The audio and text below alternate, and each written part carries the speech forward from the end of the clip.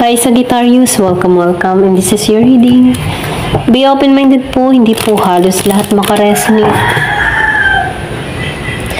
Thank you nga po pala sa mga nagsusubscribe at sa mga bumabalik. Maraming pong salamat. Start na tayo. Ano yung sorpresa na naghihintay sa'yo ngayong buong taon? Give me the message for Sagittarius. Ayan, excuse me po.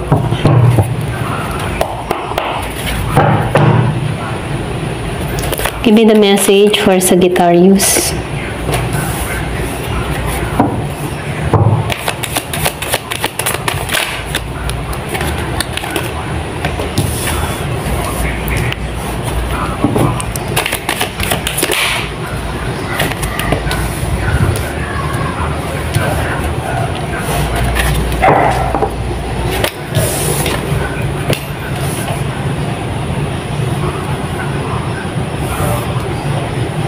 So, nakikitaan ko dito, yung iba sa inyo, meron ditong taong nakakaalala sa'yo sa nakaraan, past person. Very yung energy. Yung iba sa inyo, meron kang kadiling na bata or pwede rin may edad sa'yo. May age gap sa inyong dalawa. Okay? Pwedeng mas may edad ka dito, bata to, or pwede rin childish. Okay? Very young energy.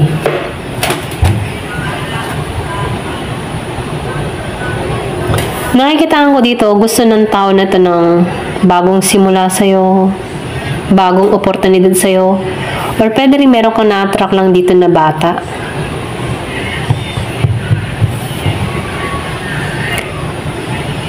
So, nakikitaan ko dito, hindi mo to makikitaan ng pangrelasyon, okay?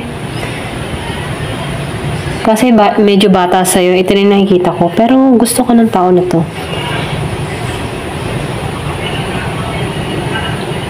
Kung meron ka mang past person na bata, susugod to sa'yo. Magpaparamdam to. Kaya lang, pakaramdam mo dito, problema lang ang dating nito. Ito rin nakikita ko. Merong problema na parating. So, nakikita ko rin dito yung iba sa inyo, bagong simula, yung naghihintay. Bagong trabaho, bagong lugar, bagong love life, lahat bago. Pero ganun pa man, nakikita ko rin dito, meron ditong tao sa past na gustong bumalik sa'yo. Ito yung nagbigay ng pasakit sa'yo. Ayan. Nakaranas ka din dito na kalungkutan sa tao na to. Iba sa inyo, inabandona ka ng tao na to. Sinayang ba? Pero ganun pa man, tutungo to. Magbabalik. Magbabalik siya dito. Ito na nakikita ko kung meron kang kadiling dito na Gemini, Aquarius, and Libra, and Scorpio, Cancer, and Pisces. Pwedeng natauhan siya dito. Kaya gusto magbalik sa'yo. Gusto ng bagong simula. Merong letter M. Ayan. Give me the message. Meron yung W.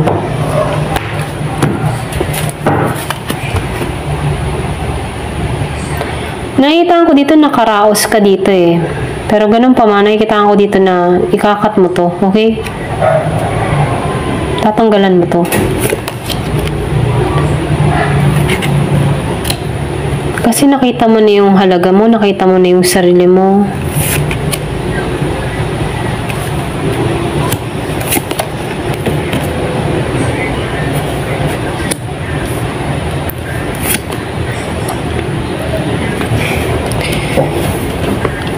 May magbabalik dito, pero naka-recover ka na dito. Ito lang yung nakikita ko, naka-recover ka na dito. Yung iba sa inyo nagsi-self-love, self-care. Nahanap mo na dito kung saan ka belong. Alam mo na yung purpose mo. Hinahanap mo dito yung kaligayahan mo. Nagiging kang mindful dito na kailangan makaipon. Kailangan iba tipo na nagiging ka ng practical. Ganon yung energy mo. Alam mo yung makakabuti para sa'yo. pinaghahandaan mo yung future mo, nag-iipon ka ngayon, ganyan. Kasi gusto mong maging masaya. Yun ang nasa takbo ng isip mo. Gusto mong maging masaya. Ayaw mo nang isipin yung mga alalahanin. Kasi nakikita ko rin dito, meron kang mga bagong kaibigan na tumutulong din sa sitwasyon mo. Kontento ka na, ganun. Kasi naranasan mo na ditong masaktan na mabitray, kaya dito, no, kontento ka na. Nakukontento ka na kung ano yung meron sa'yo. So, curious ka din sa mga bagong experience. Gusto mo mag-explore, gusto mo magsaya. Doon ka nakatuon. Ganyan.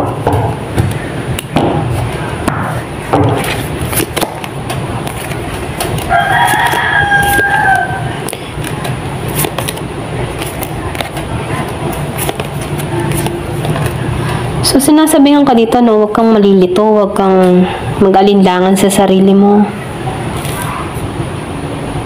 Yung iba sa inyo, merong tao dito na magulo, okay?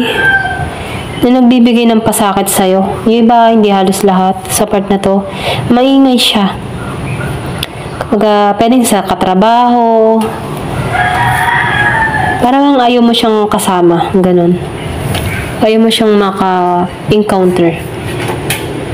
Kasi hatid lang nito ay kalungkutan sa buhay mo. Okay? Or pwede rin meron kang tao ditong kadiling na maingay, mabunganga, mga ganyan. Na iniiwasan mo. So, nagdadasal ka dito. Yung mga ibang, tinatanggalan mo na yung nakaraan eh. Gusto mo nung panibago, panibagong simula, panibagong yung parang lahat umpisa sa bago.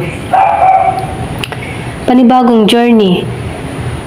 So, meron ditong abundance na naghihintay sa'yo. Okay? Meron kasaganahan na naghihintay sa'yo.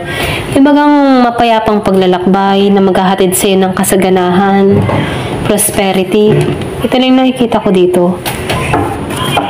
Mas pinipili mong maging kalmado. So, sinasabihan ka lang dito na kailangan maging aware ka sa iisipin mo. Huwag ka mag-isip ng negatibo. Kasi pinoprotektahan ka naman dito. Okay, ginagabayan ka dito.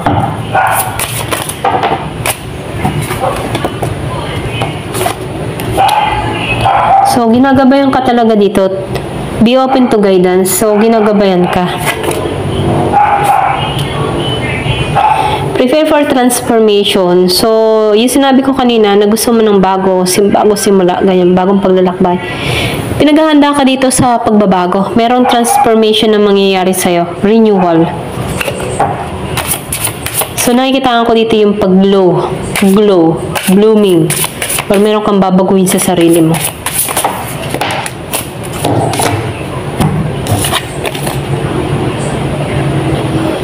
Yung iba sa inyo, meron ditong gustong hilumin yung relasyon. Yung sinabi ko kanina, meron ditong ex na tutungo sa'yo. Very young energy. Bata siya. Pwedeng meron kang kadiling na batang isip, okay? Or bata lang talaga. Ayan. Very young energy. May age gap sa inyo. 5 years, 2 years. So, meron ditong choose forgiveness. So, meron ditong gustong i-heal yung connection. So, meron ditong piliin mo yung magpatawad, okay? Hindi naman porket pinatawad mo tong tao nito, tatanggapin mo na. Kung ayaw mo naman talaga, edi yun ang susundin mo, okay? Patatawarin mo siya para lang makalaya ka sa emotion mo, sa mga negative emotion mo, sa masakit na karanasan. Para ma-renew ka, okay? Given the message. Meron lang ditong hihingi ng tawad. Yan, pasensya na utol ako. Hihingi ng tawad sa'yo. Kung nagbabalak tong humingi ng tawad sa'yo. Kasi may atraso. Lumuha ka sa tao na to. Umiyak ka sa tao. Umiyak ka dito eh. Ito rin nakikita ko. So, young energy. Okay? Bata. Pwedeng kabataan mo. Merong naging issue dito.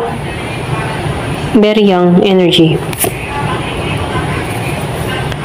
Yung iba sa inyo, nung bata ka pa, humihiling ka dito na magkabahay, nangangarap ka na magkaroon ng bahay.